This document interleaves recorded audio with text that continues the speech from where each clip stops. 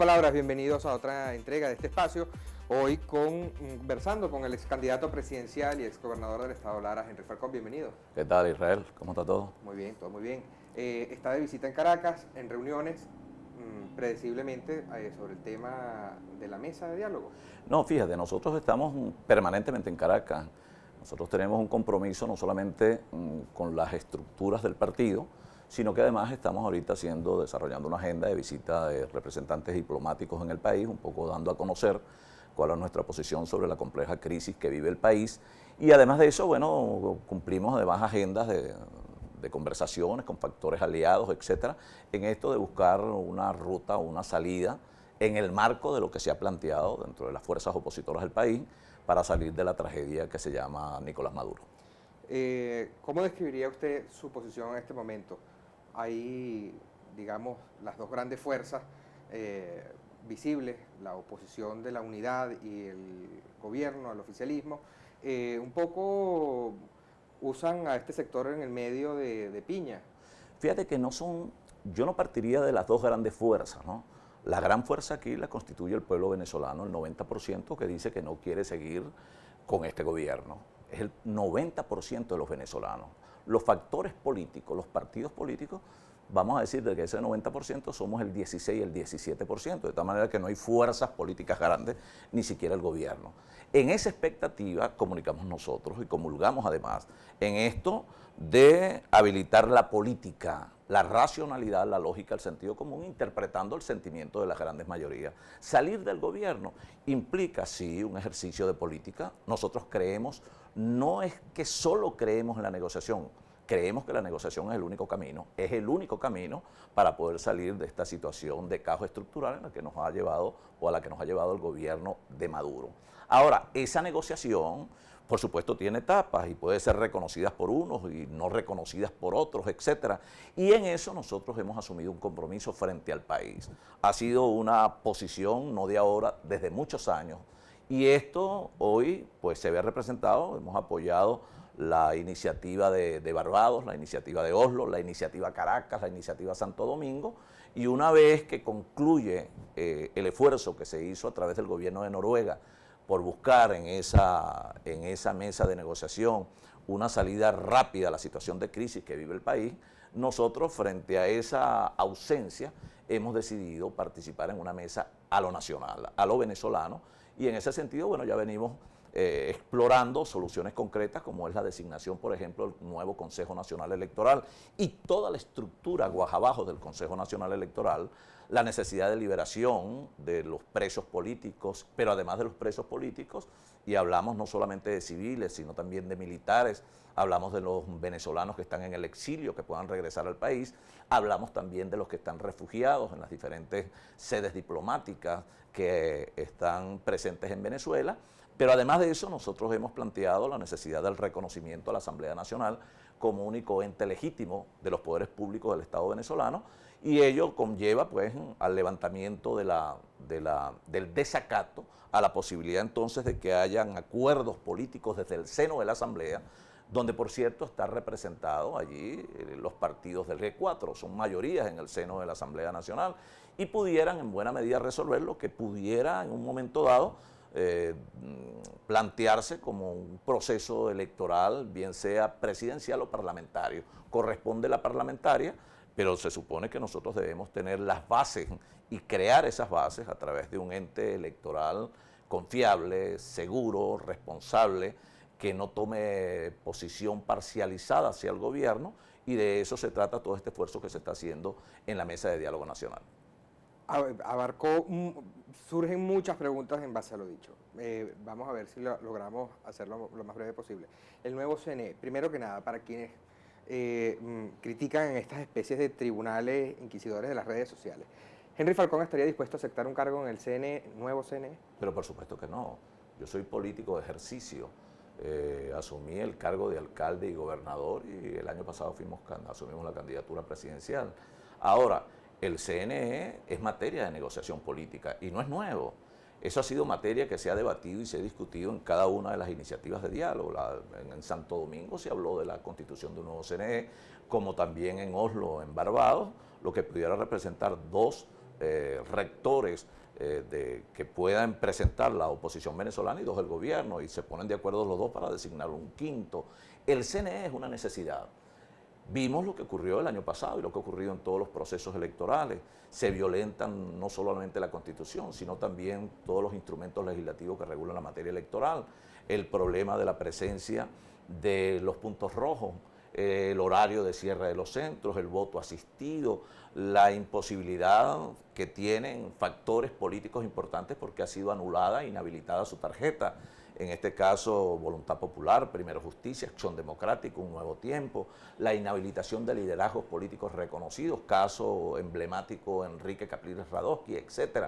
Ahora, todo esto es materia de negociación. Como es materia de negociación, también el proceso electoral presidencial, nosotros lo estamos planteando y en eso estamos ejerciendo la presión necesaria, porque solo a través de un proceso de elección presidencial se puede generar el cambio político para poder abordar la prioridad de los venezolanos, que es la economía y los grandes desequilibrios sociales que se viven en el país. De manera que esa es la salida inteligente, no es la guerra, no es la confrontación, porque ya tenemos experiencias de eso no resuelve el problema del país y por el contrario agudiza la situación. Pero ¿cómo se le explica? ¿Cómo se le explica al ciudadano de pie luego de ver que Dominicana no funcionó, que Barbados no funcionó? ¿Qué diferencia hay ahora? La explicación está en los resultados.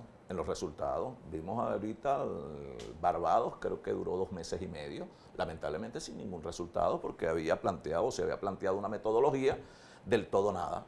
Nada está acordado hasta que todo esté aprobado y nosotros creemos que la metodología debe ser de acuerdos parciales, progresivos y acumulativos. O sea, frente a la situación de emergencia que vive Venezuela, nosotros tenemos que resolver el problema de hambre, el problema de la falta de medicinas, el problema de la falta de servicios, como también tenemos que darle solución al problema político que demanda elecciones y la demandamos la mayoría de los venezolanos. En ese caso, por ejemplo, en materia social, en materia económica, nosotros estamos planteando y estamos debatiendo hoy la posibilidad de que haya una propuesta que se viabilice a través de esas mesas, como es la propuesta de Petróleos por Alimentos, con una dirección de Naciones Unidas, donde participe la Asamblea Nacional, donde participe el gobierno, pero que ese recurso, que pueden ser unos 100.000 barriles de petróleo que se pongan en el mercado y que demanda también, bueno, una reconsideración del gobierno de los Estados Unidos a través de una orden ejecutiva que permita, por razones humanitarias, bueno, que se puedan colocar esos 100.000 barriles de petróleo en el mercado y ese recurso sea recibido no por el gobierno, sino administrado por Naciones Unidas con participación del gobierno y de la Asamblea Nacional, para que se reciba entonces alimentos, medicinas y equipos para resolver los problemas de servicio que vive el país. Nosotros planteamos, por ejemplo, la necesidad de dolarizar el salario e iniciar un proceso de reconocimiento. Pero todo esto con Nicolás Maduro en Miraflores. Pero por supuesto que nosotros estamos planteando el cambio de Nicolás Maduro. Nicolás Maduro es el elemento perturbador de la vida de los venezolanos. No hay cambio sustancial, verdaderamente sustancial, trascendental en el mundo de la economía venezolana con Nicolás Maduro por una razón muy sensible. O sea, la confianza, la falta de credibilidad, un gobierno que ha sido incapaz, ineficaz, pero que además procura manejar un tema tan álgido como es el problema económico a punta de populismo, de clientelismo, y eso es lo que ha generado que la mayoría de la población esté en las condiciones donde está. Nosotros creemos que en lo político, más allá del planteamiento de la dolarización del salario, y si no quieren dolarizar el salario porque, bueno, tienen el complejo de la Reserva Federal Americana, bueno, que busquemos una moneda, el euro, que pueda de verdad representar un valor que permita igualmente mantener el poder adquisitivo de la clase trabajadora y la familia venezolana. Pero el planteamiento político, en lo político, pasa por el cambio del Consejo Nacional Electoral, por la incorporación de la bancada del oficialismo para que pueda iniciarse el proceso de reinstitucionalización del Estado venezolano con el reconocimiento y el levantamiento del desacato a la Asamblea Nacional, reconociendo la Asamblea Nacional y que se constituya la Asamblea Nacional como órgano, como cuerpo colegiado y en representación del país nacional, bueno, que se constituya como un espacio para los grandes acuerdos, para esa negociación que inicia ¿con qué? Con el Consejo Nacional Electoral, que solo lo puede designar la Asamblea Nacional, no lo puede designar nadie más. Lo designa la Asamblea Nacional y allí entonces se materializan los acuerdos. De eso se trata y de allí que, bueno, otros temas que tienen que ser tocados necesariamente, decía, el tema de la elección parlamentaria corresponde por mandato constitucional y por mandato de ley, pero también hay que buscarle una solución política al país. Nosotros planteamos la elección presidencial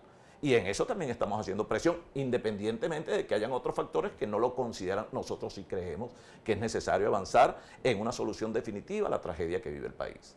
Ahora, ¿en qué tiempo? Porque el tema del CNE no solo es la sustitución de los rectores, el registro electoral. Usted mismo ha hecho denuncia en su momento en las elecciones regionales y anteriormente con las presidenciales sobre irregularidades. Hay que depurar ese registro electoral. Estamos hablando ¿de cuánto tiempo? 4 años, no sé. El tiempo hábil necesario con la urgencia que demanda el país. El tiempo hábil necesario con la urgencia que demanda el país. El Consejo Nacional Electoral, si se cumplen los protocolos y las formalidades previstas en la ley, nosotros deberíamos tener un Consejo Nacional Electoral en diciembre. Si la Asamblea Nacional no comete el error de dejarle esto al gobierno, porque si no opera la omisión legislativa y termina el Tribunal Supremo de Justicia designando el nuevo Consejo Nacional Electoral. Si la mayoría parlamentaria está representada precisamente en los 4 factores políticos que constituyen el G4, y nosotros hemos estado hasta la saciedad denunciando la imparcialidad, el ventajismo y las trácalas, las trampas del Consejo Nacional Electoral, ¿cómo es que ahora que tenemos la oportunidad vamos a decir que no? La otra cosa es que si nosotros estamos planteando una elección presidencial, pero que está claro y determinante en el marco de la Constitución, que la elección parlamentaria es el próximo año y que no podemos dejarle esa asamblea una vez más al gobierno para no repetir el mismo error del año 2005, que es cuando comienza la partidización de todas las instituciones del Estado. ¿Qué dice la lógica y el sentido común? Que debe ser la Asamblea Nacional que designen en su seno, producto de la designación a su vez, valga la redundancia, de una comisión de postulaciones, el tema del Consejo Nacional Electoral. Para avanzar, lo que diferencia lo que ocurre hoy en Venezuela con la Mesa Nacional de Diálogo en relación a la Mesa de Barbados, con todo respeto, y además nosotros acompañamos y seguiremos acompañando si esto se vuelve a reactivar, es que aquí hay soluciones concretas. Aquí lo que la gente espera es que haya resultado, concreción y eficacia en el ejercicio del diálogo, de la negociación. Y te repito, no hay otro camino. El otro camino es la violencia, es la guerra, y nadie quiere guerra. Pero no es fundamental la buena fe. Lo pregunto por lo siguiente, el tema de los presos políticos. Han habido liberaciones, pero está la famosa puerta giratoria. Acaban de allanar la inmunidad al diputado Guanipa. ¿Cómo se lee esto? Esto no es un gobierno de buena fe y todos lo conocemos. Tampoco lo era Pinochet. Y tampoco lo fueron los gobiernos de Centroamérica que lograron traspasar la barrera de la tragedia por la vía de la negociación. Sabemos que estamos frente a un gobierno tramposo, mañoso, eso lo sabemos. Pero ¿qué hacemos? Entonces convocamos al ejército de los Estados Unidos, al Comando Sur, o repetimos la triste historia del 30 de abril. O volvemos entonces a intentar los llamados a la calle, pero con violencia, para que termine el saldo siendo a favor del gobierno en lo político y en lo social siendo negativo para el pueblo venezolano, con muertos, heridos, etcétera. O sea, la repetida de errores que de alguna manera son los que terminan atornillando al gobierno. Se trata de habilitar la política.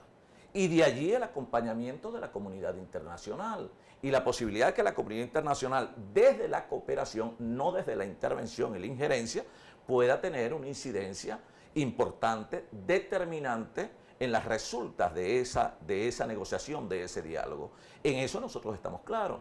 O sea, con el gobierno hay que ir a negociar con la mano en el bolsillo, con la mano en el bolsillo. Eso lo tenemos absolutamente claro. Tendríamos mucho más fuerza si la mesa de negociación nacional se incorporaran los 4 partidos del G4, se incorporaran otros factores, los empresarios, los trabajadores, y si esta negociación que adelantamos hoy se hubiese desarrollado en el mes de febrero, porque los momentos de la negociación siempre son los momentos de la negociación. Yo creo que el mejor momento de la negociación en el desarrollo de esta estrategia de la Asamblea Nacional fue febrero.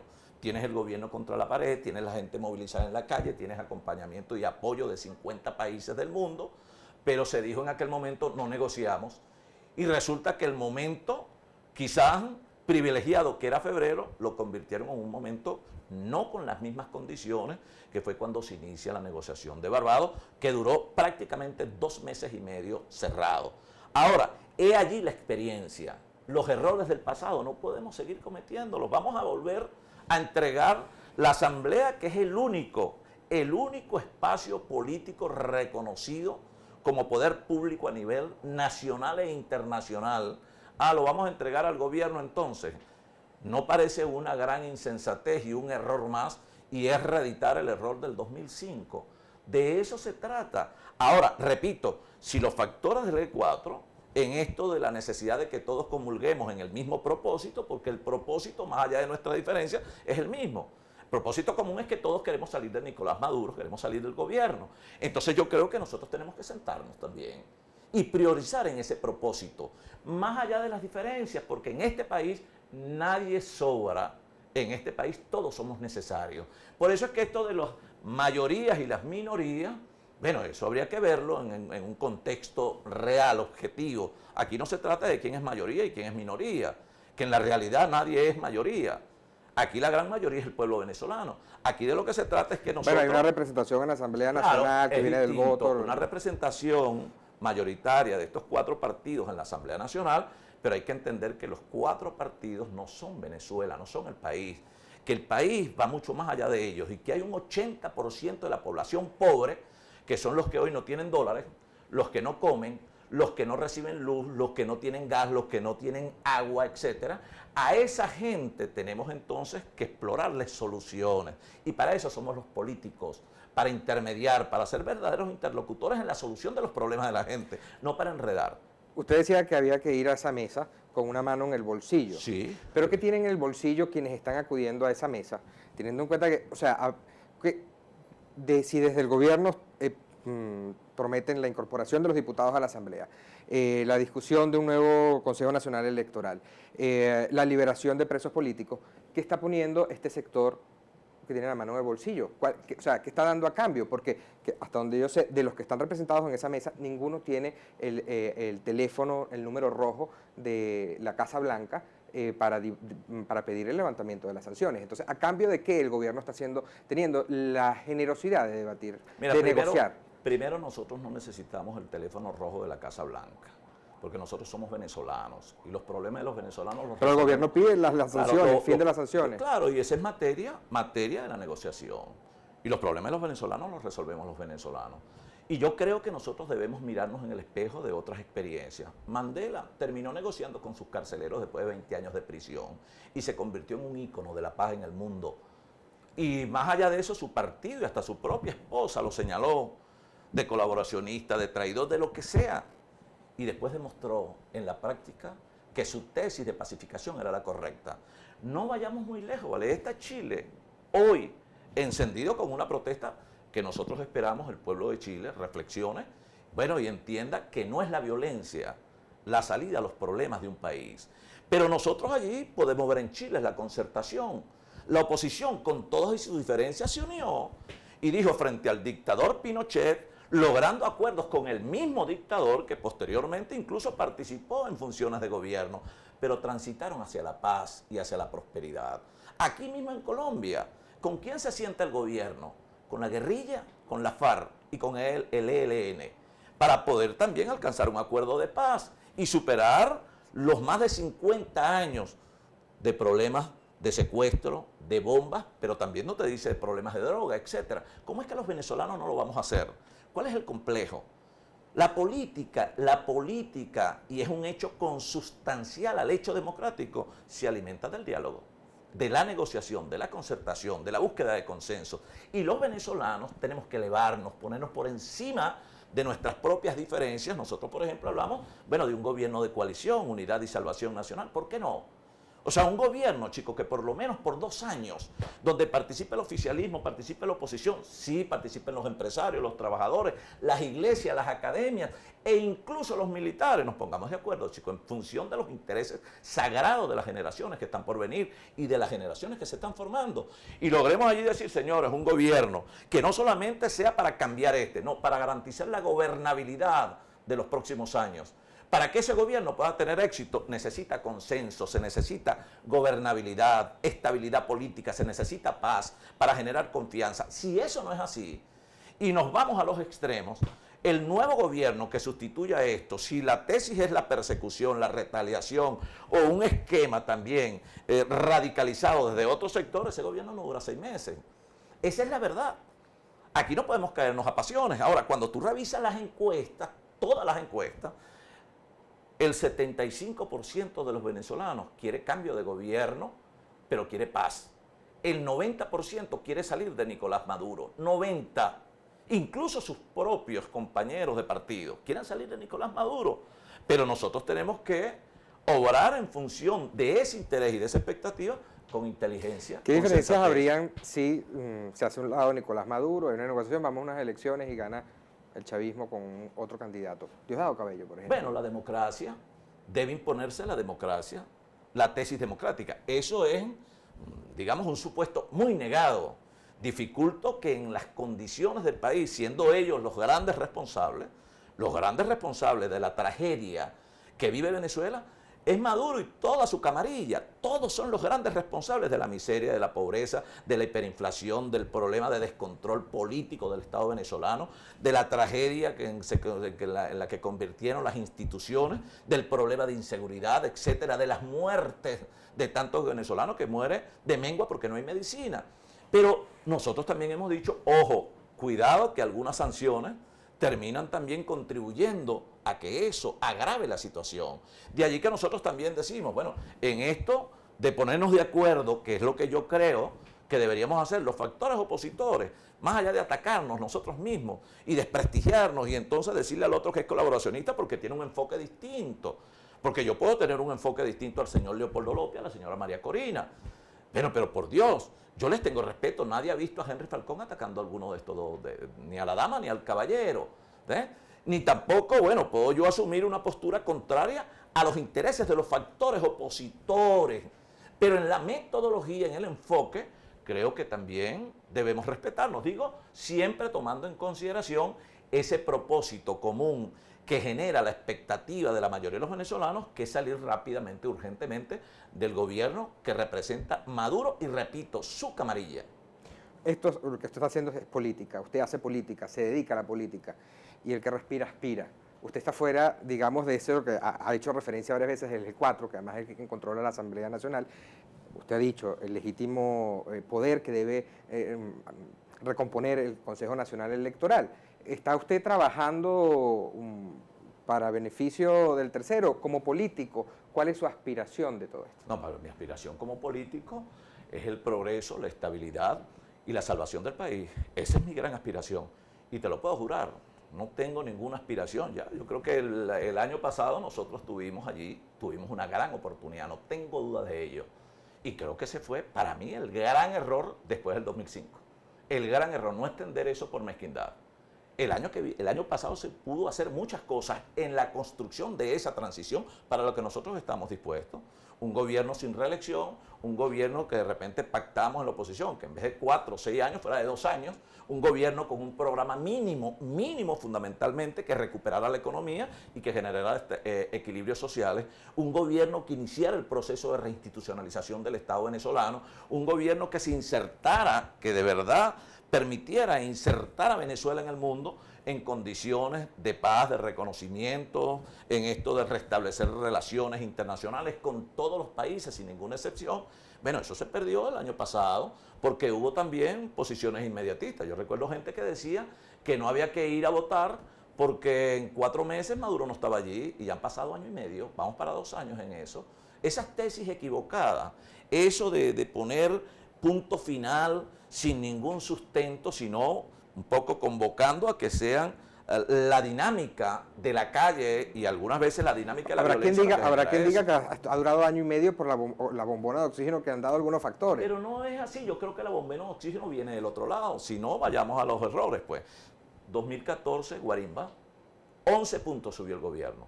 Aquellos que dijeron abandono de cargo, no dijeron que había un abandono de cargo, que en 30 días, hubo una gran dirigente que dijo que en 30 días salía, ya el gobierno no estaba allí. 2017, Guarimba, el llamado después, todo esto que hemos visto ahora, pues, intervención militar, 30 de abril. ¿Tú no crees que el 30 de abril, en mi opinión, fue un gran error? Pero además de eso, esto de llamar que si mando una carta al Comando Sur, que si después invoco el TIAR, y eso quedó así. O sea, se generan expectativas en función de esos inmediatismos que a la postre se convierten en grandes frustraciones, y de allí la desesperanza de la gente y la falta de credibilidad. Porque entonces con eso y los llamados de abstención permanente destruyes el voto como único instrumento político válido, legítimo y constitucional para generar el cambio en el país. Destruyes partidos. Eso de que 37% solo se dicen formar parte de partido político es una gran debilidad en un país como el nuestro. Pero además de eso, destruyes liderazgo. Y por eso te decía, esto no se trata de un asunto de Henry Falcón. No, nosotros queremos acompañar una ruta de verdad racional, una ruta política, y la hemos venido acompañando, la de la Asamblea Nacional, pero queremos acompañarla con elementos certeros, verdaderos, que de verdad generen condiciones de cambio, que no se logre en un tiempo dado. Bueno, que esto no nos llame a la desesperación. Y ellos, si hay un liderazgo que de alguna manera aglutine ese sentimiento de las grandes mayorías y pueda ser el gran conductor del país, asumir la dirección del país, por supuesto, estamos obligados todos a acompañarlo, ¿vale? Frente a esto que representa el gobierno, el abismo, que representa el gobierno, el camino hacia el desmontaje total del Estado venezolano. De eso, digo yo, y creo, puede ser mucha materia para esa también negociación que deberíamos experimentar, que deberíamos explorar los factores de oposición venezolanos, sin mínimos ni máximos, sin que este es mínimo y lo desconozco porque nosotros somos los máximos. Pues es mentira. Porque si eso fuese así, el año pasado, por ejemplo, que nosotros fuimos al proceso electoral presidencial, recuerda que hubo una campaña bestial contra nosotros, con mucha mentira, donde Henry Falcón era vicepresidente, los hijos se fueron para España, que no sé qué cosa decían por allá, que yo fui X, pura mentira. Y después pronunciamientos antes, la semana antes, fue verdaderamente terrible y se invirtieron millones de dólares en esa campaña para desprestigiar y además para acorralar a la gente para que no fuera a votar. Pero 3.200.000 venezolanos desafiaron ese llamado. Quiere decir que esos 3.200.000, con toda esa campaña, participan de algunos de estos partidos, por lo menos en su orientación. Pareciera que no. Entonces, esos 3.200.000 nos permiten también un poco ubicar la cosa en un contexto muy objetivo. Si el mejor momento electoral que ha vivido Venezuela con Enrique Capriles, creo que se obtuvo unos 7.500.000 votos, como es que el año pasado, en las peores condiciones, llamando todo el mundo, las universidades, la iglesia, la comunidad internacional, todo a la abstención, salieron a votar 3.200.000, que representan casi el 40% de ese 7.5 millones. Entonces son minorías estos partidos, sin necesidad de que todo eso participe de estos partidos. Pero no vale eso. No somos necesarios esos 3.200.000 y los otros. No es necesario el liderazgo que pueda tener un enfoque quizás un poco más extremista, radical que el nuestro, es tan necesario como el nuestro. Y es lo que reclama el país, verdadera unidad, unidad sin hipocresía, unidad sincera, unidad superior para poder abordar los escenarios que tenemos por delante. Y de ahí es donde decimos, todos somos necesarios, pero con la verdad, con la verdad. Y allí tres elementos o tres valores básicos en el ejercicio de la política. La palabra en la verdad, la humildad para poder reconocer cuando te equivocas y rectificar, y también el valor de la gratitud a un pueblo que ha acompañado, que cree y sigue creyendo, pero que lo seguimos defraudando. Error. Estamos ya largos de tiempo. En el escenario de que sigamos viendo que fue primero el huevo o la gallina y no hay un CNE, el chavismo no está hablando de un nuevo CNE, no está hablando de elecciones presidenciales, está preparando sus planchas ya para ir a unas elecciones parlamentarias en el 2020. Si no hay un CNE antes de esa fecha, de esas elecciones, que no se sabe bien quién las convocará, si la constituyente, si el propio CNE, si se va a esas elecciones sin un nuevo CNE, ¿la oposición debe o no debe participar? Claro, pero es distinto. Es un escenario, digo yo, un escenario planteado desde lo lejos. Porque lo lógico, es el escenario claro, del oficialismo. Claro, pero fíjate que nosotros aspiramos que el CNE, y es lo que queremos, que el CNE sea producto precisamente de quienes ejercen el poder en representación de la mayoría de la población, que es la Asamblea Nacional. No hacerlo sería una gran insensatez. Si aquí no se entiende que lo primero debe ser la designación del CNE y que el espacio de la parlamentaria no se lo podemos dejar solo al gobierno, sería un gran error. Ahora, si no hay CNE y esto sigue en el bochinche, en ese desorden que ha caracterizado no solamente al CNE, a la administración de justicia en el país, al propio gobierno y otras instituciones en esto de partidizar y tener esas instituciones como oficinas del PSV, sería muy difícil acudir a un proceso electoral, pero estamos apostando y de allí la presión. Y está en manos nuestras. Resulta que está en manos de la oposición, ya no está en manos del gobierno. Está en manos de la oposición, especialmente de la Asamblea Nacional, la designación del nuevo Consejo Nacional. De allí el exhorto, no lo vamos a hacer. Queridos hermanos, vamos a dejar un vacío en esa responsabilidad que tenemos frente al país para que nos quedemos una vez más con la nada. Se trata de eso. Yo he escuchado de nombres ya propuestos para ese nuevo CNE. ¿Existe una lista de nombres ya propuestos? No, no existe, es irresponsable. Vladimir Villegas, no por ejemplo. existe, nadie, son especulaciones. Okay. Sería un pronunciamiento o sería decir algo a priori que no tiene ningún fundamento. Eso tiene que ser materia del debate. Ahora, ¿quiénes? Por eso te dicen los nombres. ¿Quién tiene los nombres? Hermano, debería tenerlos la Asamblea, el debate, la discusión. Debe ser allí. Es el ente legítimo, y así lo manda la Constitución, para designar al nuevo Consejo Nacional Electoral en el nombre de Dios, y sea un Consejo Nacional Electoral donde priven los intereses del país ajustado a la Constitución y no priven los intereses del PSUV ajustados al gobierno. Henry Falcón, muchas gracias por acompañarnos. Gracias, hermano. Bienvenido siempre. Muchas gracias. Amigos de Pocas Palabras, hasta aquí esta edición de este espacio. Nos vemos pronto. Hasta luego.